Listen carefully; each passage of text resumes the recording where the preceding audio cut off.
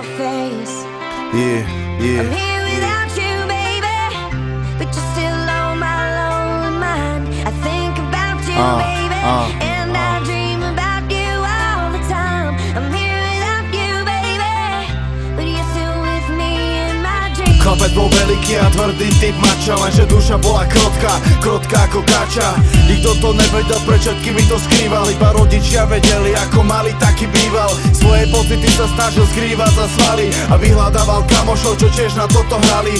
Stalo sa to, čo nečakala, to nečakanie. Videl od krvi svoje dlane, hádaj, čo sa stane. Príbeh začína, zabitý zapínaj, tlačí činky hore od bolesti z kapína. Máka na sebe, od žalúdka ho napína, smete koho chce a rúti sa jak lavína. Sadá do auta za ženou a synom, vidí ich pred očami, ak je príde pri ňom. Potvorí okno, je jar, cítiť Vánok, v tom nečakane zavre jeho oči mikrospánok. Disappear now when I'm dreaming of your face.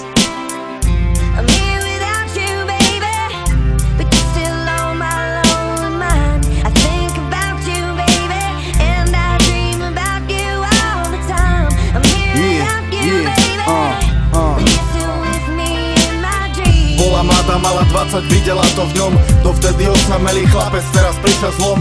Na prvý pohľad a to so všetkým jak má byť. Chcela ho stále viacej, s ním viacej času tráviť. Ako predpokladáte, stali sa svojimi. Poprvýkrát okusil tie nepoznané dojmy. A o 9 mesiacov pochopil ten odkaz hora, keď mu do jeho rúk vložila malého synátora. Blik, 2 mesiace neskôr, jedno po obede, obleka si malého na prechádzku, povedie. Položí ho do kočiku, nachystá sa sama. Prišla jar, chce byť pekná, vede hrdá mama. Blik, tlačí kočík na zelenú na prechode. Osud často mieša karty, je to na náhode. Auto sa vyrútilo, nabralo ju s malým synom. Potka potom v krvi obidvaja, koho je to vinou?